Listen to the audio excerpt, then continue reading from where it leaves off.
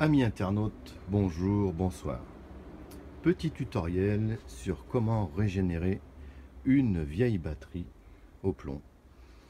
Alors il existe plusieurs vidéos sur internet qui parlent de la chose. Donc nous allons réaliser cette vidéo de A à Z en partant d'une vieille batterie qui ne possède plus que 10 volts à peu près. Et on va voir donc si cela fonctionne. Nous allons faire ça avec du sulfate de magnésium, qui n'est tout autre que du sel d'Epsom. Donc voilà, on va faire ça ensemble, voir si effectivement une batterie peut être vraiment régénérée malgré son âge. Voilà, le voltmètre est en place. Donc les cellules sont assez propres. Et le voltmètre indique donc 10 volts 69 au départ. Nous allons voir après cette réalisation si le produit fonctionne comme il est indiqué dans les vidéos sur internet que l'on peut trouver sur YouTube. Prochaine étape, vider un tiers de la batterie, conserver l'acide dans un bidon, préparer le mélange de sulfate de magnésium dans de l'eau chaude et le verser dans chaque cellule de la batterie. Voilà, les compartiments ont été vidés avec la seringue et un bout de tube. On peut voir à l'intérieur. Tous les compartiments sont vides jusqu'au niveau du plomb.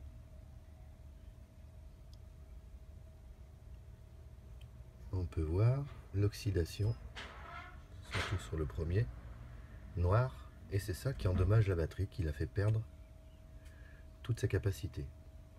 Donc le principe, ce sera de remplir ensuite avec du sulfate de magnésium afin de nettoyer entre les plaques de plomb pour régénérer la batterie.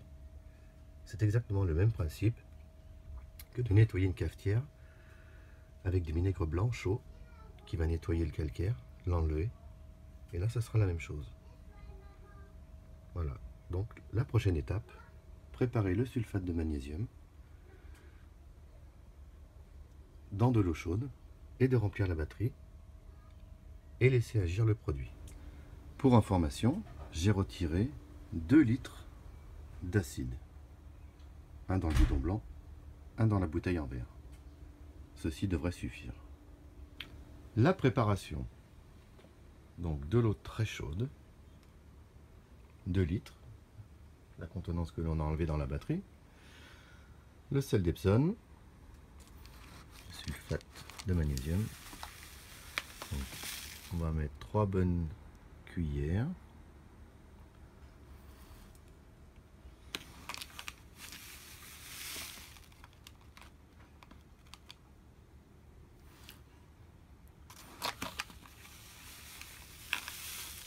Voilà, bien grosse. Voilà. Bien faire dissoudre.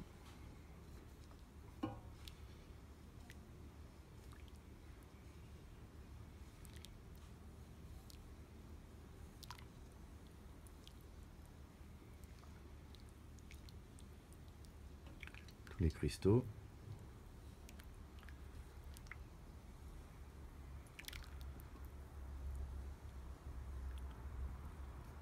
Voilà.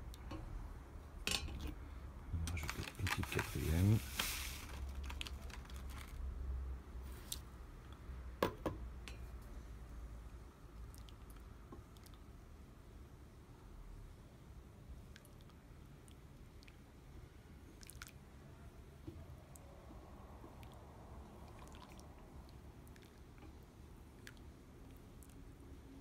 Voilà, la solution est prête. Il va falloir maintenant l'intégrer dans la batterie. Quelques minutes après le remplissage, si on touche l'écosse, on s'aperçoit qu'elles sont bien chaudes. Donc c'est signe que le liquide est passé de partout. Le niveau est aussi un petit peu descendu. Voilà, ce qui sera impeccable pour remettre les bouchons pour bien remuer. Et on teste, on est à 10. Voilà, ça descend, ça monte un petit peu. La réaction chimique se fait. Voilà, donc là, une fois que la batterie sera toute nettoyée, remis de l'acide et rechargée, nous devrions remonter à 12 volts 5, 6, 7, voire 8, 12 volts 8, presque 13, signe que la batterie sera totalement opérationnelle et que l'expérience aura réussi. Voilà. Donc on peut remettre les bouchons.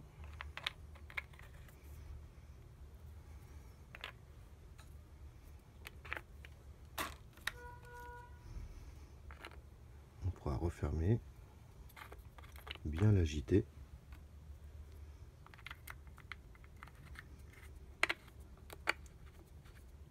Et pensez pendant l'agitation à boucher le petit trou, sinon ça risque de sortir. Voilà, on refait, on remue, il ne reste plus qu'à attendre 48 heures. Voilà, au bout de 24 heures, on note une légère baisse de la tension. Nous sommes à 8,36 au lieu de 10 volts et quelques qu'il y avait au départ. On verra ce que ça donnera par la suite. Au bout des 48 heures, il faut qu'on aura vidé la batterie et remis de l'acide pour la recharger. Voilà, 2 fois 48 heures se sont écoulées. Donc pourquoi 2 fois 48 heures? Parce que j'ai tout simplement pas eu le temps de le faire avant. Donc je l'ai laissé 4 jours avec le produit. La batterie a été vidée. Nous allons maintenant nettoyer les cellules à l'eau claire. Doucement.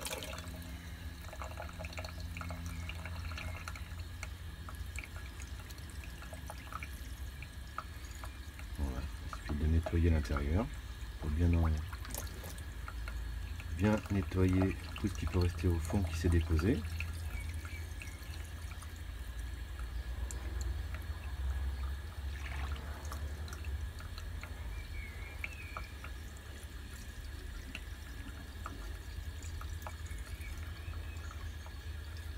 Donc remuer, nettoyer, la renverser, bien nettoyer.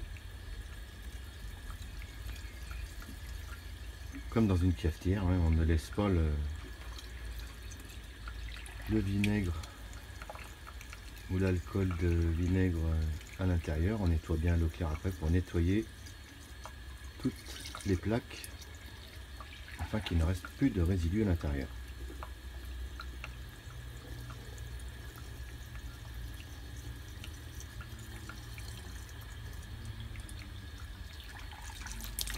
Voilà. Un peu secouer. On la renverse. On fait attention, il reste quand même un petit peu d'acide à l'intérieur. Toujours.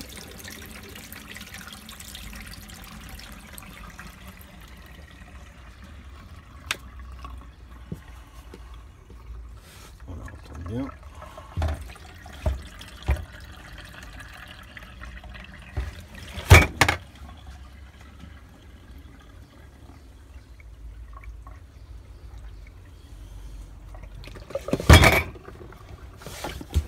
On refait l'opération une deuxième fois et ce sera bon.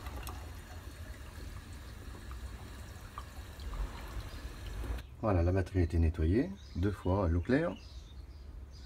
Tout est vide, tout est propre et on peut remarquer au fond de l'évier les restes encore, malgré les deux nettoyages, des petits restes. Voilà, c'est ça qui en fait qui abîme les plaques à l'intérieur de la batterie en plomb.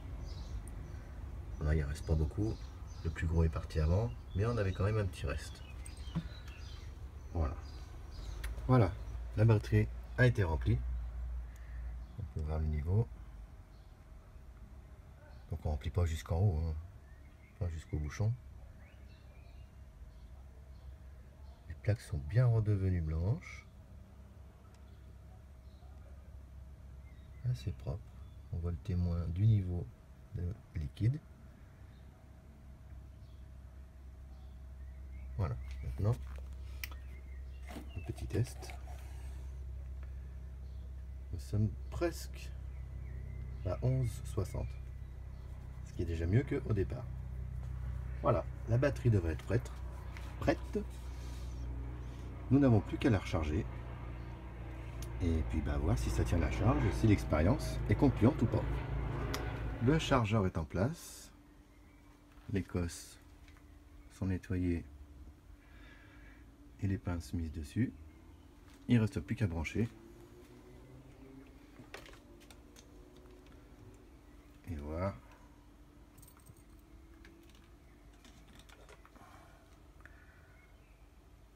l'ampérage. Voilà, on va la laisser une bonne après-midi. Et entre temps, on pourra peut-être tester déjà si la batterie prend la charge ou s'il ne se passe rien.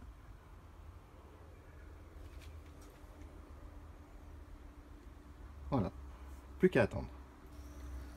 Nous sommes en cours de charge. On peut voir que la batterie se charge correctement. La réaction chimique se fait dans les compartiments. Peut-être mis à part celui-ci. On voit qu'il n'y a pas de bulles. Sinon tous les autres, il y a réaction. On va tester à l'ampèremètre.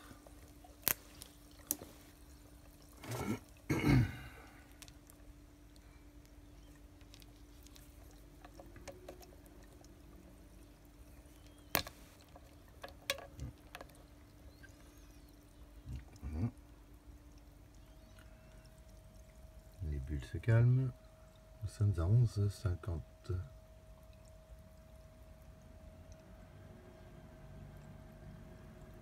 11,40. Bon, ça descend parce que il y a encore une fiche. On va continuer le chargement et voir ce qui se passe par la suite.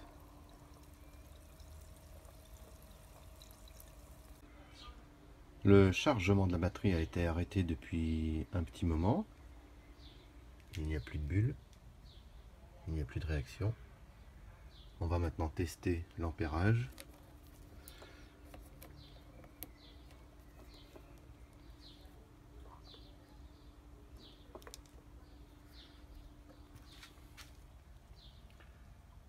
On est à 10,33.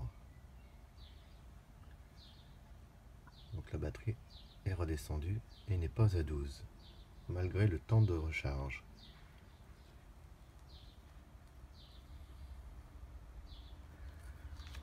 On va reprocéder à un nouveau chargement. Et si la batterie n'est pas à 12 et quelques, c'est que l'expérience n'aura pas réussi.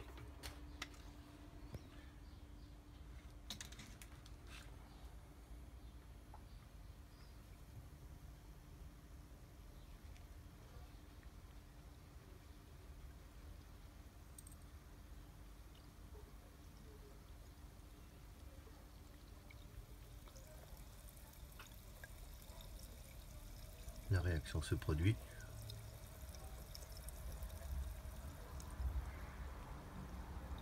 L'ampèremètre est assez haut.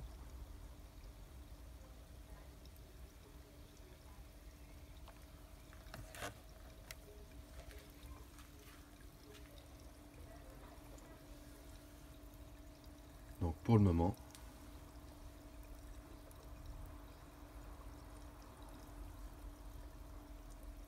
l'expérience n'est pas concluante. Donc info ou intox, nous sommes plus dans l'intox que dans l'info.